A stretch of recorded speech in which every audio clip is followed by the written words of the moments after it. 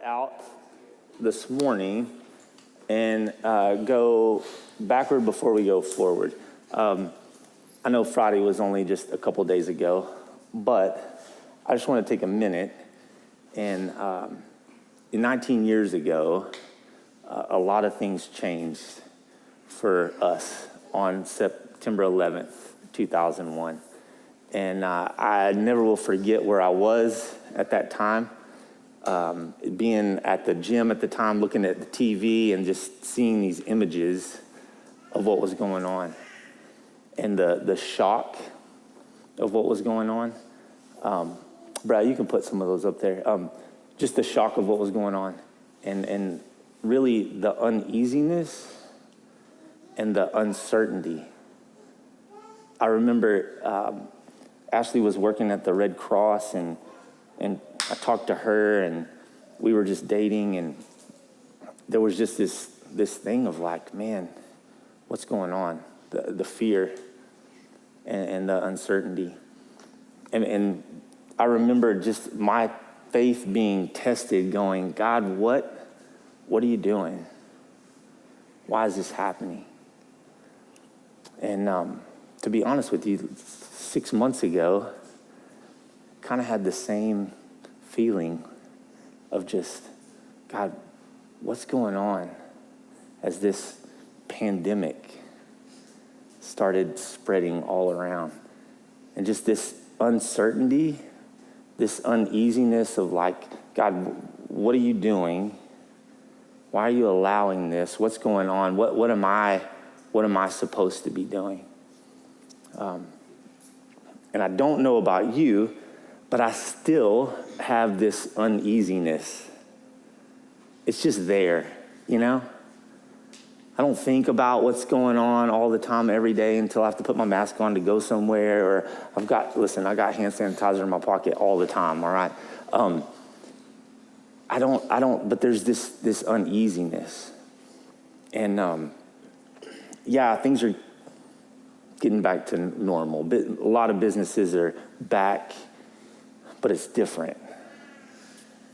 School started, but it's different. Football started. It's different, though. It's different. What we have all experienced and are still in is life-altering. And I want to be clear about this. Like, things will not be the same for us as we move forward. This is a significant moment in history, and we're in it. And I don't know about you, but I don't know if you feel the tension that's coming up. We're in the middle of this pandemic. We've got politicians that are polarized. We've got, riots and protesting. And we've got this election coming up that really has the ability to further divide and destruct us as a country. And so how are we going to approach today, tomorrow, the next 3 months this year and beyond that? We've been in this series, You Do You, and we've talked about a lot of things. We talked about our identity and how a lot of us wrestle with our identity, who we are. So much of who we are is tied into what we do for a living, profession, career, our performance. And last week, Chase, he said something and it stuck with me. He said, why have we not refocused? And he said, what are we doing here? Why are we here? And this Monday night, it's weird. I'll have dreams and different things. And Monday night, I woke up in the middle of the night because I was really wrestling with today And all I could get was, you're here to remind them of why they're here. That's it. Like, that's your life, Ronnie Whitfield, is to remind people why they're here.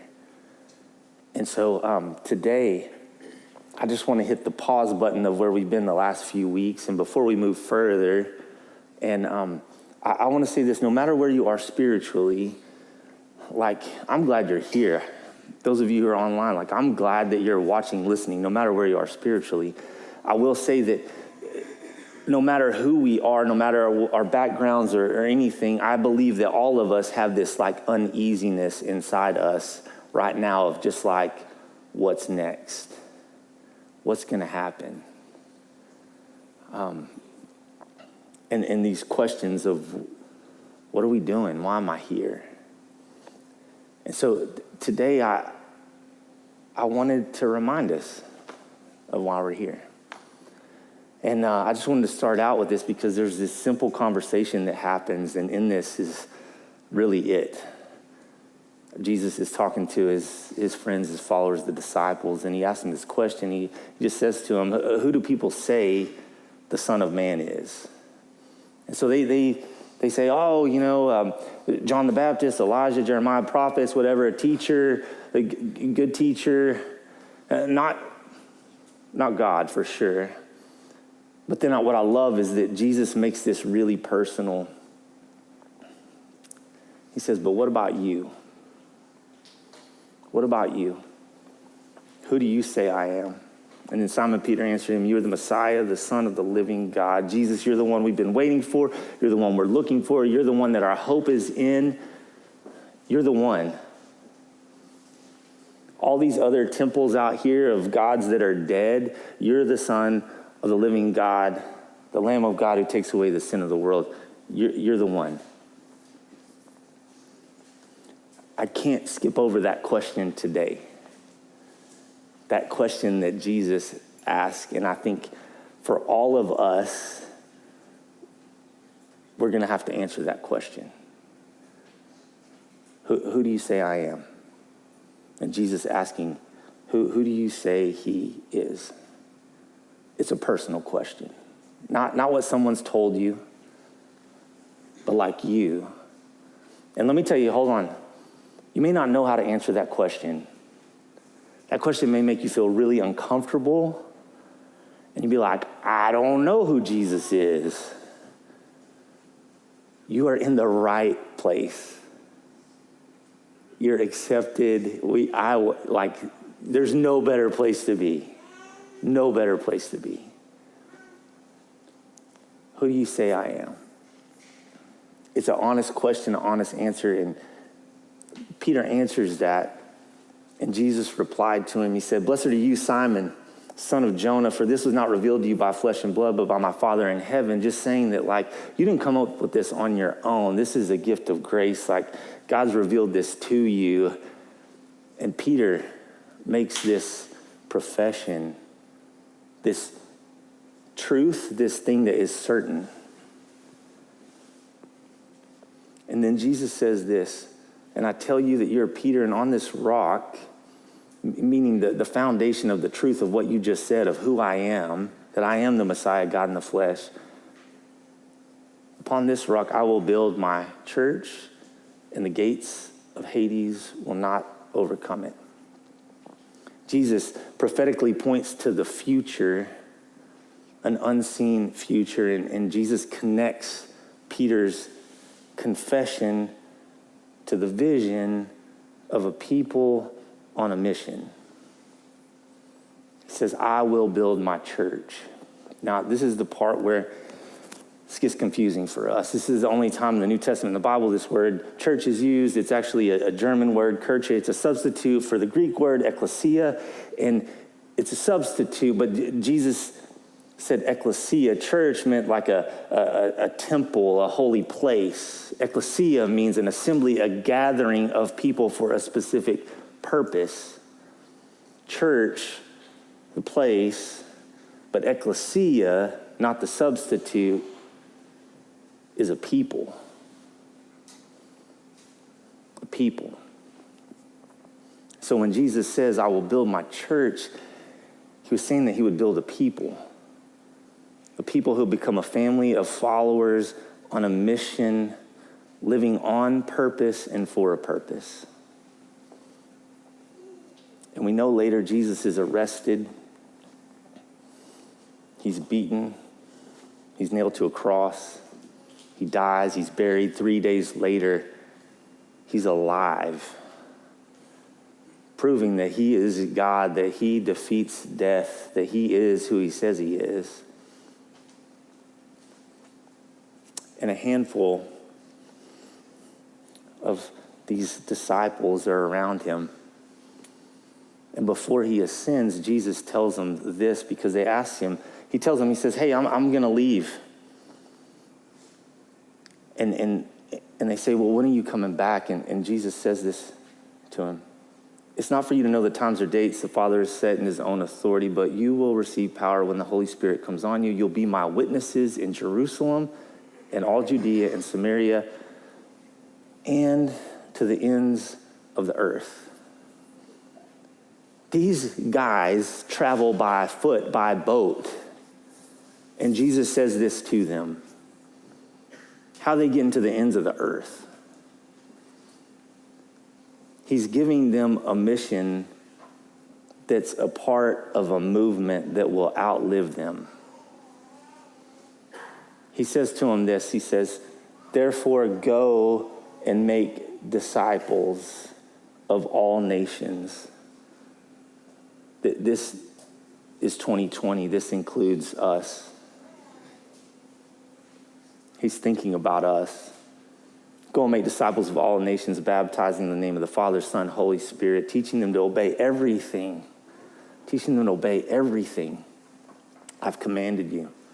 He says, and surely I am with you always through persecution, through suffering, through planes crashing into buildings, through pandemics. And I'll be with you to the ends of the age. 40 days later, these group of followers of Jesus are in an upper room, and the Spirit of God indwells them, and the church begins. The church, the ecclesia, those called out for a specific purpose. This handful of ordinary nobodies who are with Jesus and then empowered by the Spirit. This same Spirit that raised Jesus from the dead. They spread this good news.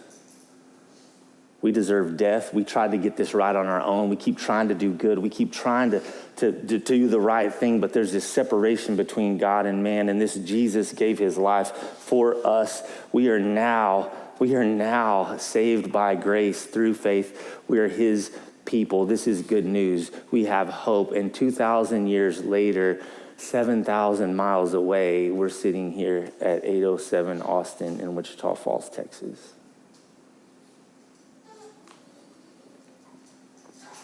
This is a mission and a movement that outlives us. You'll be my witnesses from the Middle East to the ends of the age, the ends of the earth.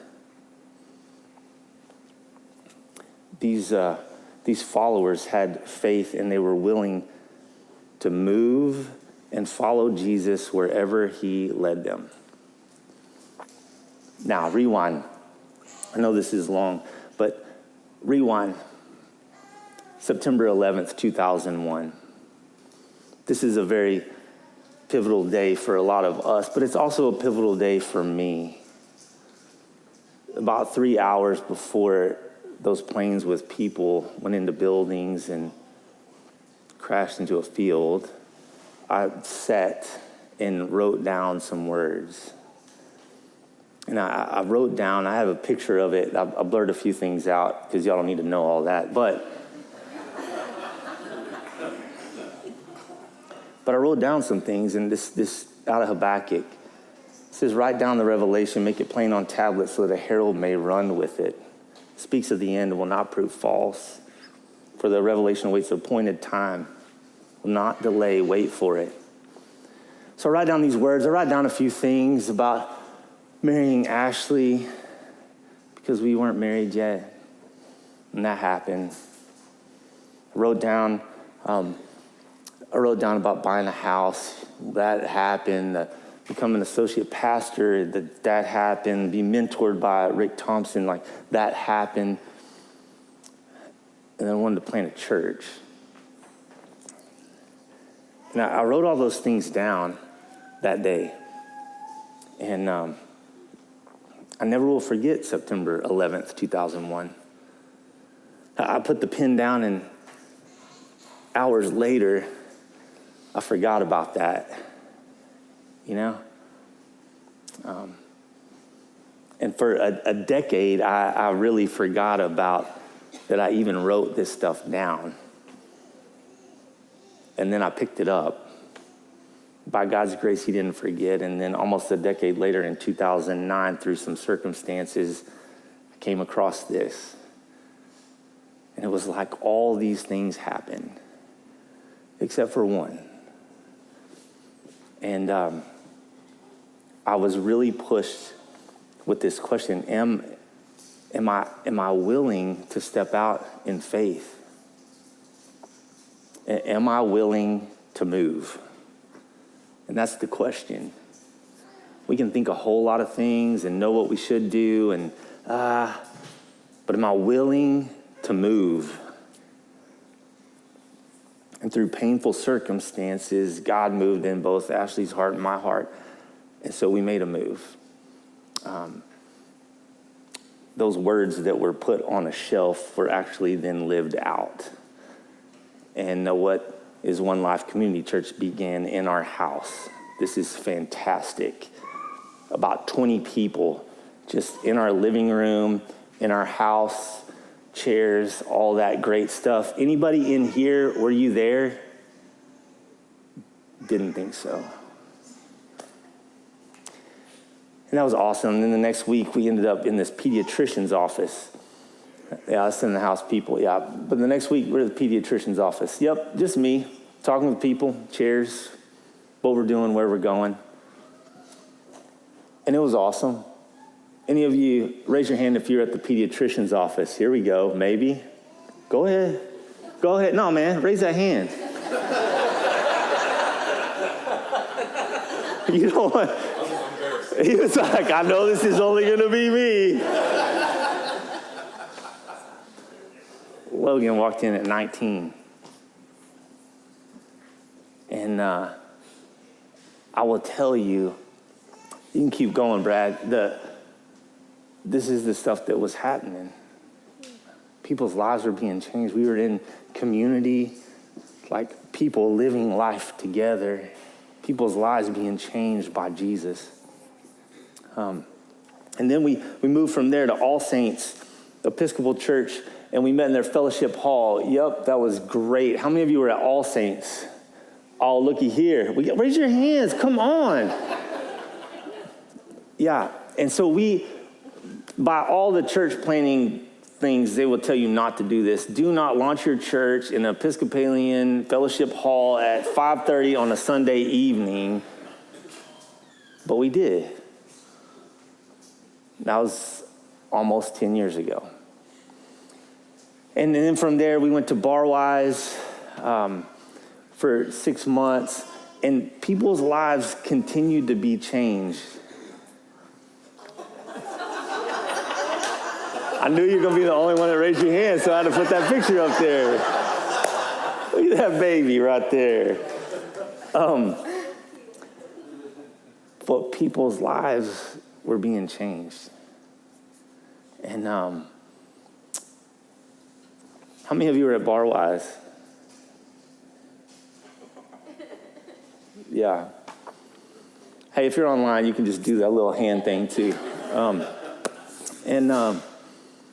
So from Barwise, then we went to the Wichita Theater, and we were there for 4.5 years. And let me ask, how many at the theater? Oh, here we go. Now we're getting a little somewhere there. Yeah, at the theater. So that was kind of crazy. It was awesome. But man, we talk about picking up popcorn off the floor. Chase picked up some hot dogs to clean up. You know, we had rats and rat traps. Katie found a dead squirrel in the toilet. It was just, you know, this is how we roll. And the kids' rooms, there wasn't any rooms. Like, it was just makeshift. Like, don't touch that electrical cord, it might shock you, that type of stuff. And so the thing about it, though, is we kept, no matter where we moved to, people's lives kept being changed. And it's just been this thing that's just continued to happen. That God's the one that's in it. He's in control and he's in it. And so then back in 2017, we were led here to 807 Austin. And man, if y'all seen this is the room you're sitting in right now. Yeah, there was a lot of work to be done. And that was downstairs, all the kids' rooms, for those of you who don't know. And this is the room that we're in right now. But here's the thing, like, the vision of what could be became reality. All the way back from September 11th, 2001 to September of 2010 to a couple years ago. And people's lives continue to be changed. This good news continues on. This goes beyond us. We're just the messengers. And so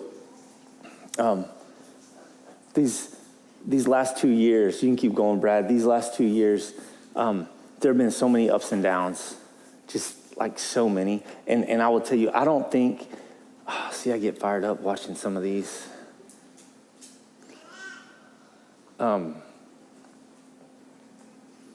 People's lives change for eternity. This is something far beyond your life or my life right now. And the last 2 years have been just so up and down, and none of us could have anticipated the last 7 months. We couldn't have predicted it. No way. But a pandemic did provide us an opportunity to stop, to pause and slow down and ask ourselves some deeper questions. And while many people either slumbered through or numbed or just pushed through to try to get things back to normal and get things going, like I couldn't. There's something bigger. God was doing something. 2.5 years ago, we made the move to come here to purchase 807 Austin. But last year for me, I had this unsettling feeling. It wasn't bad, but it was just like, God, you're doing something. And it was one of those times again where it was like, are you going to trust me? Are you willing to trust me? And I'm just being completely honest. I have wrestled. Here's what I've wrestled with the last year. Vision. We're here. We moved around from place to place. And then we're here. This isn't it. And I feel as so many people have come in the last 2 years. There's been this thought, this is it. I'm going to come be here on a Sunday. I'll serve every so often. I might give here and there. This is it.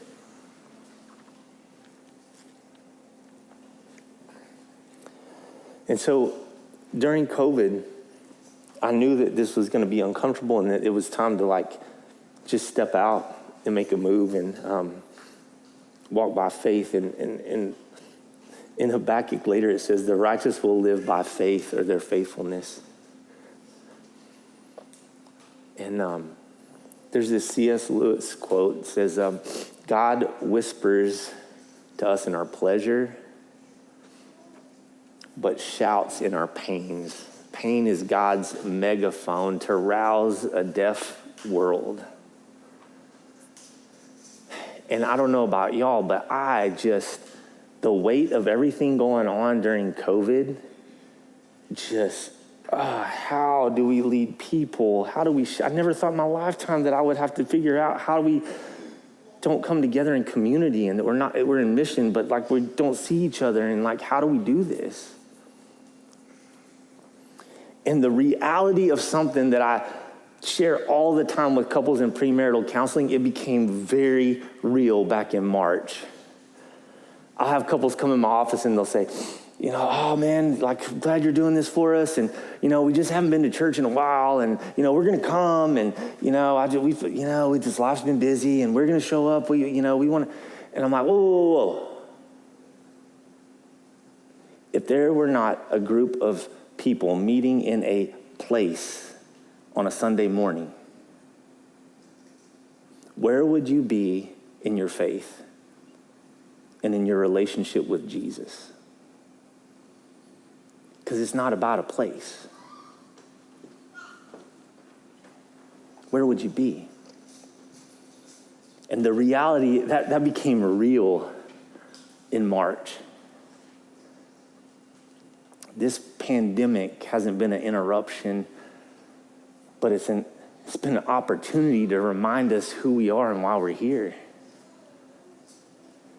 I'm going to read this to you, and I want you to be very, very, very honest about your life, your everyday life.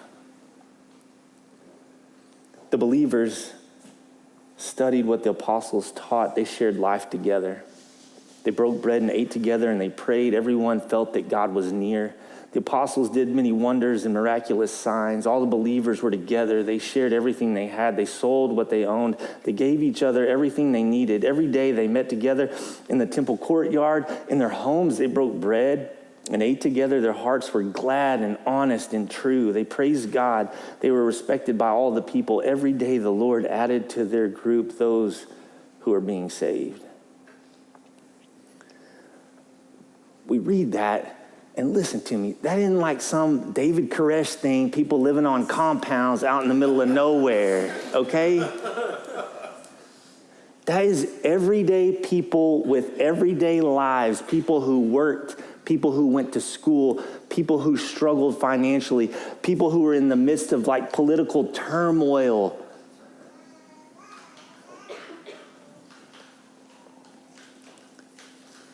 People personally knew this Messiah. People knew that they were made for more. People were living with eternity in sight. This mission was a movement of people who wanted to make Jesus known and what he'd done for them. Jesus was building his people. And he is building his people. So this pandemic it's actually been a gift to reorient our lives around our purpose and why we're here and what will last. And so instead of focusing on fear and all the what ifs and all that kind of stuff, like the question that kept coming to me in this was like, what now? What does this now make possible? So after months of me wrestling through this, I came to like our leaders, our staff, and I was like, listen, I'm like 60 to 70% there, and I need y'all's help. And so we wrestled through it for months. The same question, am I willing to do something different? Am I willing to move? We're not selling the building and moving out of here, okay? So just like, calm down. Some people are like, well, I gave money to that, and now they're selling it. What the blip, blip, blip. We're still going to meet here on Sundays at 10:30. We're going to meet one time at 10:30. But we're going to equip you to leave and to live on purpose, for a purpose that's bigger than you.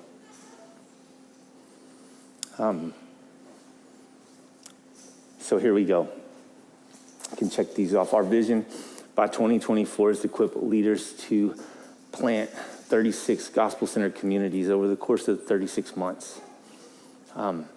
Everyday people following Jesus in community and leading other people to do the same.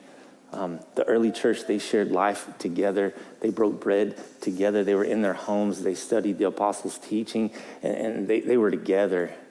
And you see throughout the book of Acts, you see where it talked about, like, what I taught you in public, I've now shared house to house. Day after day, they met in the temple courts, and they were moving on house to house. They never stopped teaching and proclaiming the good news of Jesus. And so for us, this is a spectrum. This goes all the way from one person with one or two other people, this gospel-centered community, and giving you the tools of something like DBS, which I know we do here, but it needs to get out of this building.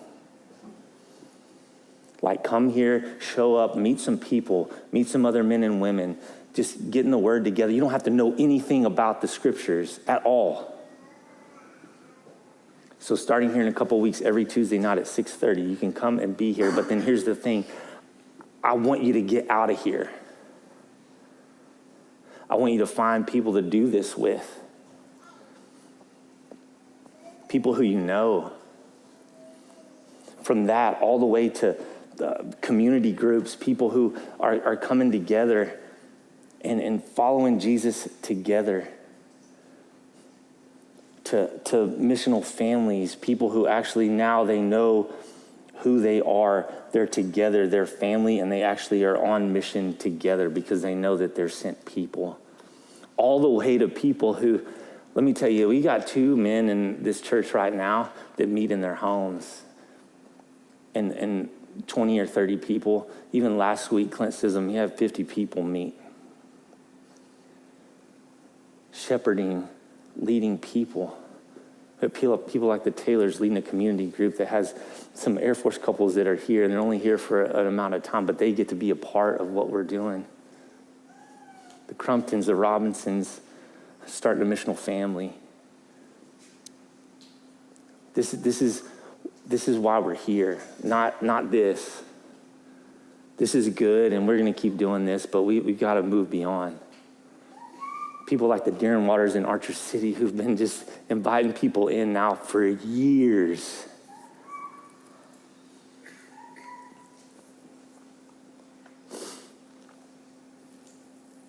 And I will say this, there's some of you here, there's some of you watching, and I'm going to call you out and call you up into what God is saying to you today. He wants you to lead. You may think, I don't know what I'm doing. Let me tell you, if he's telling you to lead, we're going to help you lead.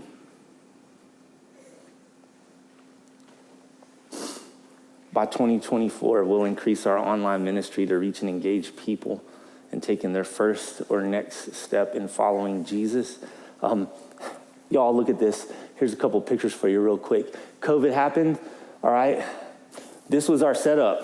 All right, I don't know if you can see that, but it's like a table on top of a box. I mean, a box on top of a table with the iPhone and another one here, and then this here, and then all these cables going everywhere. And Josh Ritchie, like, he still has hair, but I think he pulled a lot of it out and, like, figuring out, well, if this was legitimately every week what was happening up here. And this was back in March. And 500 years of video are uploaded to Facebook every day. 100 hours of video are uploaded to YouTube every minute. The average says that we touch our phones 150 times a day. We're in a different world. The mission has not changed, but the methods are going to change. There are people who are listening, who are watching from Dallas, Fort Worth, Austin, from Colorado, from Cedar Rapids, from Macon, Georgia, from Charlotte, Atlanta. There's people from 7 different countries are listening and watching to One Life Community Church in Wichita Falls, Texas. We have students who are sharing podcasts with their friends that live halfway across the world and doing a Bible study with them. We have military people who have been here and left, and they're saying, thank you for what you're doing.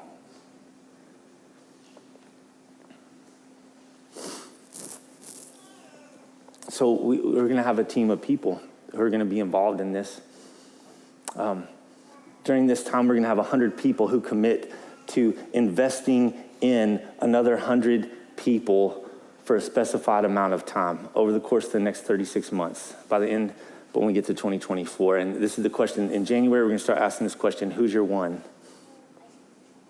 Who's that one person that you both agreed and said, I'm coming in this because I need mentoring, I need discipleship? Or someone who's like, I'm a couple steps ahead, I don't know a lot, but listen, I'm going to invest in you.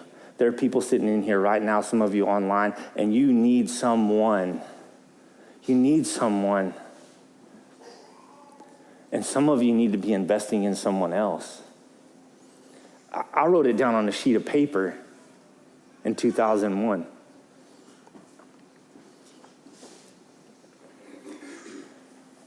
We need this. And so in January, we'll talk about that. Life is hard, and we need people that we can do this with together. As we follow Jesus on mission, 0.1% of Wichita, Archer, and Clay counties will be baptized. You can't put a number on it necessarily, but I'm going to tell you right now, if you know what Jesus has done for you, and you want to be around people that don't know him, you can't stop this. And we're going to equip you to share, because I know some of you are nervous and apprehensive, and I don't want to offend people. And listen, we're going to help you. This was the story of the early church. This is the story of One Life, and we're going to continue this on. Like, look at these. Like, this is some of the stuff that's just like happened. Just people. I don't care where you get. Like, we're talking about spouses baptizing spouses, parents baptizing their children. You baptizing your coworkers and friends. I have it on my bucket. I have it on a list of like my dream list. I want to see my kids who are 14 and 11 baptize their friends. Because they can, and they should be. What are we doing? Why are we here?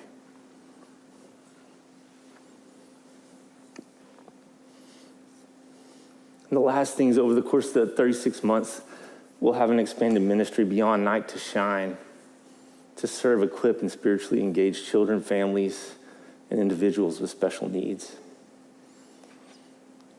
Last 2 years, we've hosted Tim Tebow's Night to Shine, and it has been amazing. And for one night, for people who maybe are overlooked and looked down on, to know that they are made in the image of God, that they are loved. And we've gone beyond that. Last year, we did this lip sync battle in front of the brewery, and we raised money for Night to Shine and got outside of this building to do something else. And we're going to do more. Parents' Night Out, we're going to do some things to help serve that community. Even this Wednesday, we have a podcast on Wednesday nights at 8:07. You can watch it on Facebook. But this week, we'll have a mom on there with her son. Some of my favorite people in the world. Shout out Jackson's sons. He's the man. And we want you to be involved in what we're doing. All right. Last weekend, I was sitting having some breakfast with some friends, and the question was asked. If money was not an issue, what would you do in life?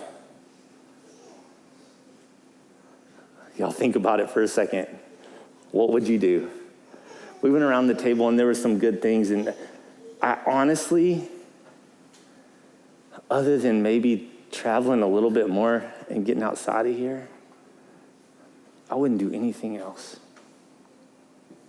I wouldn't do anything else. People are worth it. Eternity's at stake. Over the last 10 years, I've witnessed people's lives radically changed. People stepped out on faith and they've risked and they've trusted and they've given themselves to what God has for them, and it's been awesome.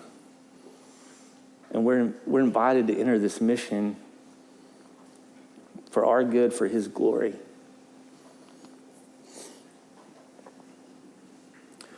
When we went through church planning, somebody said this statement, and it stuck with me. He said, there are going to be a lot of people who are for you, but not with you. Listen, I've seen this for a long time. And I'm asking you today, are you willing to move, to step out, to follow, and to be with us and where we're going and what God has for us? Would you bow your heads?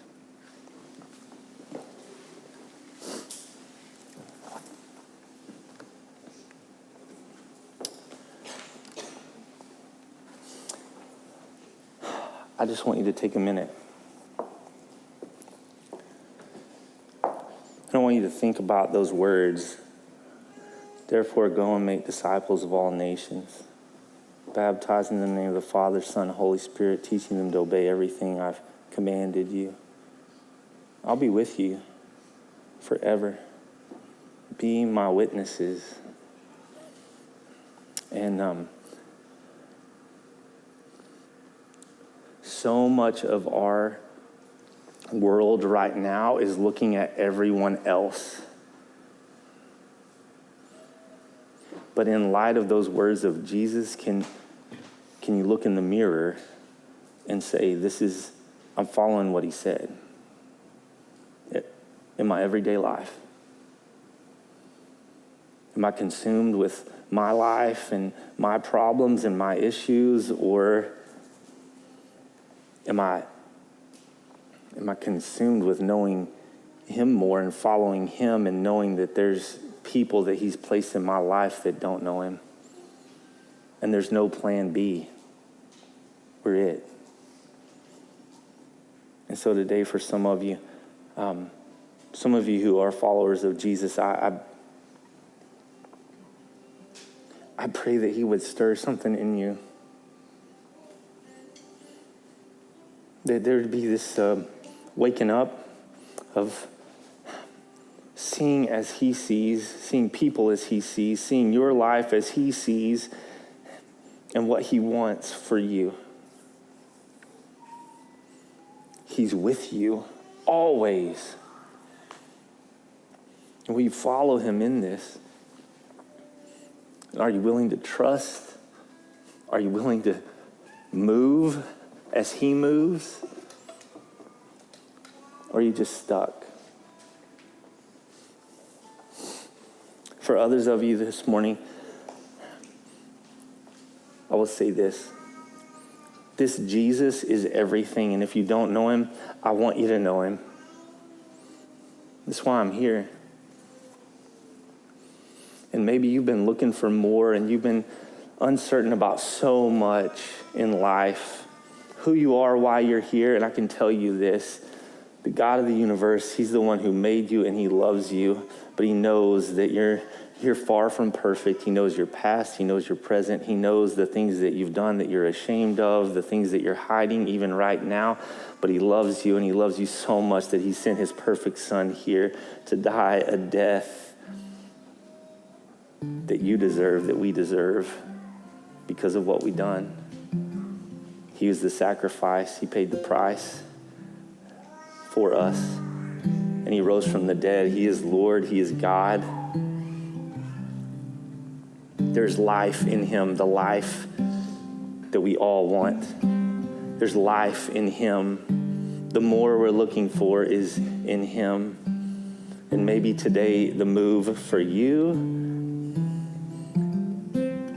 is to confess with your mouth that Jesus is Lord, to believe in your heart that God raised him from the dead, and the promise is that you're saved, that your eternity is secure in surrendering your life to Jesus as your Lord and Savior.